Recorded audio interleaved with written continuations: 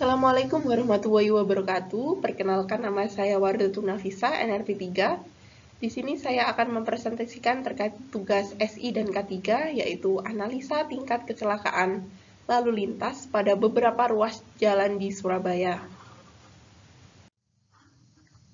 Jalan di perkotaan memiliki potensi kecelakaan yang lebih besar dibandingkan jalan di luar kota. Hal ini dikarenakan jalan perkotaan menjadi wadah berbagai tujuan aktivitas transportasi dengan tingkat kepadatan lalu lintas yang tinggi. Salah satu dampaknya yaitu akan menyebabkan masalah kecelakaan. Berdasarkan data dari Polrestabes Surabaya selama tahun 2016, yaitu tercatat 1.126 kejadian kecelakaan, dan untuk tahun 2017 sendiri yaitu tercatat 1.349 kejadian kecelakaan yang menyebabkan 174 meninggal dunia. Hal ini terjadinya peningkatan yang cukup pesat sebesar 16,5% untuk angka kecelakaan lalu lintas di daerah Surabaya. Kemudian untuk tujuan daripada penelitian ini yaitu untuk mengevaluasi implementasi K3 dalam rangka mengurangi tingkat kecelakaan pada beberapa ruas daerah di Surabaya. Sedangkan untuk batasan masalahnya sendiri yaitu untuk lokasi penelitian ini yang akan dianalisa yaitu berada di beberapa jalan di Surabaya, terutama di Jalan Ahmad Yani, Masrib, Diponegoro, Kenjeran, dan juga Insinyur Soekarno, di mana jalan-jalan tersebut merupakan penghubung antar kota yang berbaur dengan jalan yang berada di dalam kota. Keselamatan lalu lintas dan angkutan jalan merupakan suatu keadaan untuk terhindarnya setiap orang dari risiko kecelakaan selama berlalu lintas yang disebabkan oleh manusia, kendaraan, jalan, dan atau lingkungan. Lalu lintas dan angkutan jalan adalah salah satu kesatuan sistem yang terdiri dari lalu lintas, angkutan jalan, jaringan lalu lintas dan angkutan jalan, prasarana lalu lintas dan angkutan jalan, kendaraan, pengemudi, pengguna jalan, serta pengelolaannya. Pengawasan terhadap pelaksanaan program keamanan dan keselamatan lalu lintas dan angkutan jalan meliputi audit, inspeksi, serta pengamatan dan pemantauan. Ketentuan terdapat dalam pasal 205 dan pasal 207 pada Undang-Undang Nomor 22 Tahun 2009 tentang lalu lintas dan angkutan jalan, menyebutkan bahwa hal itu akan diatur dan dilaksanakan pada PP Nomor 37 Tahun 2017 tentang keselamatan lalu lintas dan angkutan jalan.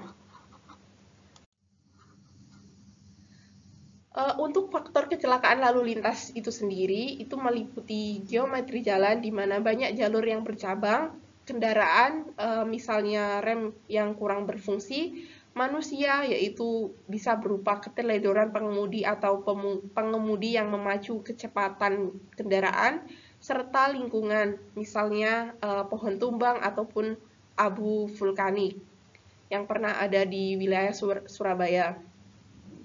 Lalu berdasarkan jurnal yang saya baca, Indris Tuti dan kawan-kawan pada tahun 2019 menyatakan bahwa kecelakaan yang terjadi di Jalan Ahmad Yani, Surabaya sebagian besar atau 83% disebabkan oleh faktor manusia, yakni dengan pengemudi yang melewati batas kecepatan 28% dan pengemudi yang tidak mendahulukan penyeberang jalan sebesar 25%.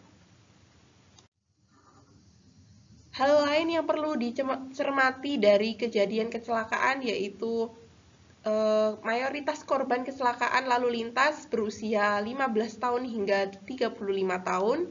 Pengendara remaja seringkali terlibat dalam kecelakaan lalu lintas yang sangat fatal. Hal ini terlihat dari fakta bahwa kecelakaan yang berujung pada kematian diakibatkan oleh remaja berusia 16 tahun hampir 2 kali lipat lebih tinggi dibandingkan kecelakaan yang diakibatkan oleh remaja berusia 18 atau 19 tahun.